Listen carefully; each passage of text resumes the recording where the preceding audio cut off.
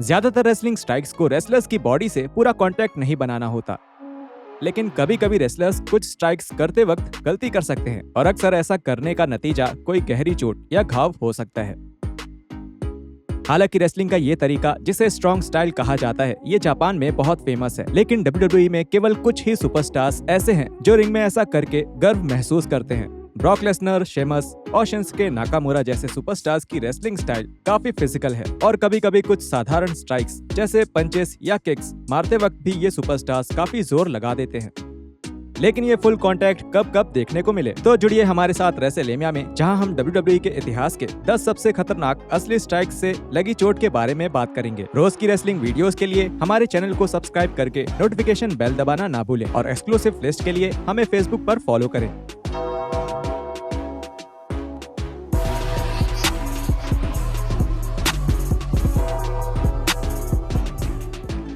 Number 10, Sheamus brutal brogue kick to Riddle at WrestleMania 37।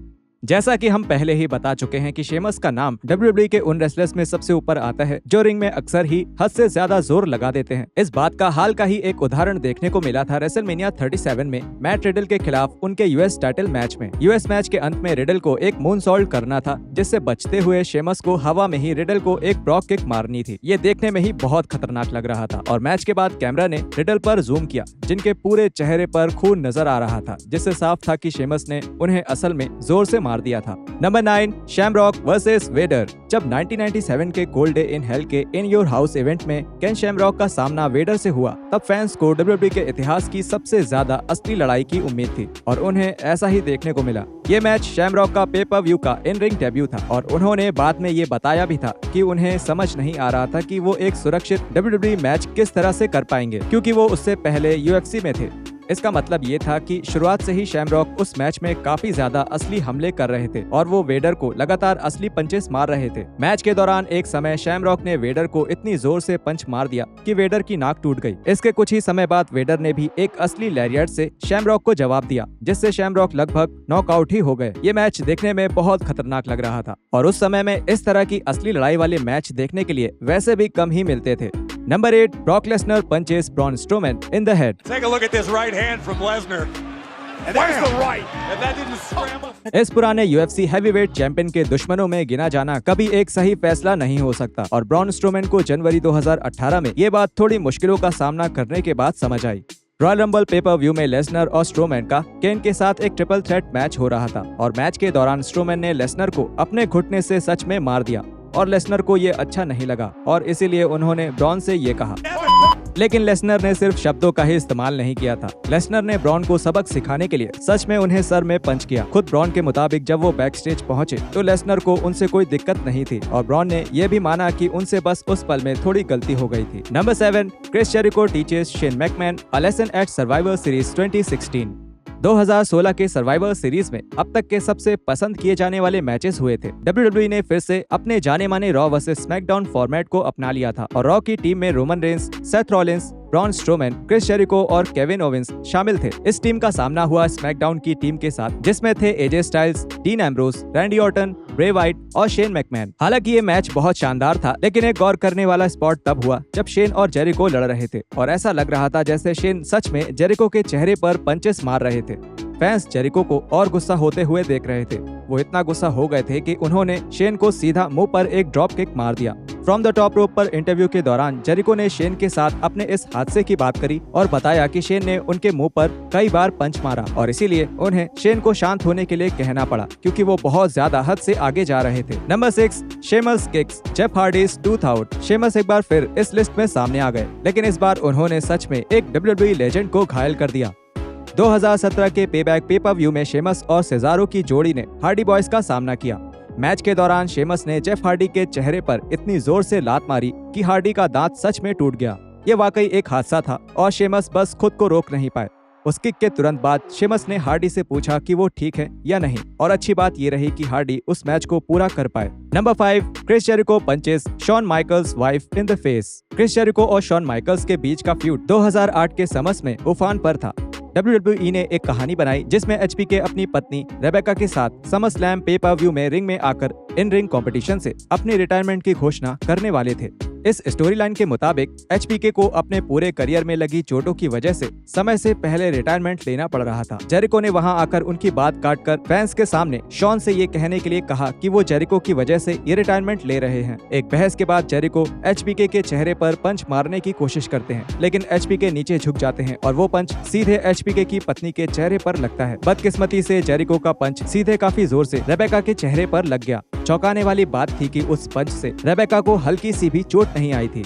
Number 4, Brock Lesnar's stiff elbow. जब 2012 में Brock Lesnar WWE में वापस आए, तब वो उस लेसनर से बिल्कुल अलग और खतरनाक लग रहे थे जो WWE में 2002 से 2004 तक थे। लेसनर अब एक असली प्रो फाइटर बन चुके थे, जो अब तक के सबसे सफल UFC फाइटर्स में से एक बन चुके थे।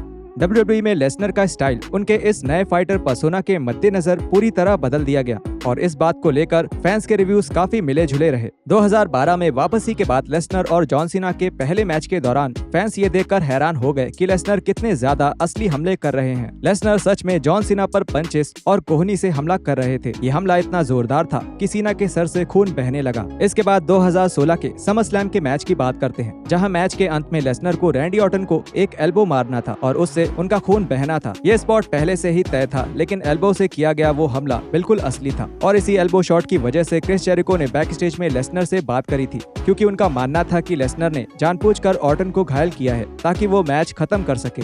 ये स्पॉट रेसलमेनिया 34 के मेन इवेंट में एक बार फिर से दोहराया गया था। Number 3, शेना basilar kicks आसुकास tooth out. 2021 की शुरुआत में रॉ के एक एपिसोड में एक टैग टीम मैच हुआ था, जिसमें आसुका और शार्लेट फ्लेयर का सामना नाया जैक्स और शेना बेसलर की जोड़ी से हुआ। ये मैच काफी गलत तरह से खत्म हुआ जब शेना आसुका की तरफ एक सबमिशन को तोड़ने के लिए उन्हें किक करने के लिए आगे बढ़ी, लेकिन यहाँ दिक्कत ये हो गई कि शेना ने गलती से सीधे आसुका के चेहरे पर किक मार दी, जिससे उनका दांत टूट गया। दांत टूटने के साथ ही आसुका को कंकशन भी हुआ था, जिसके कारण उन्हें काफी लंबे समय तक रिंग से बाहर रहना पड़ा था। Number 2, Nia Jax punches Becky Lynch. In the face from Nia Jax, it changed my career forever.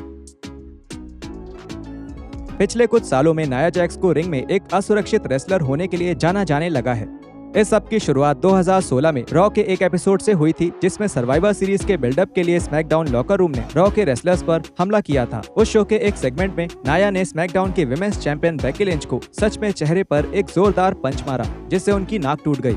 नाया ने बेकी को इतनी जोर से मारा था कि बेकी को कंकशन भी हो गया, जिसकी वजह से बेकी को रोंडा राउजी के साथ अपने मैच से पीछे भी हटना पड़ा। वो मैच बेकी के करियर का सबसे बड़ा मैच माना जा रहा था।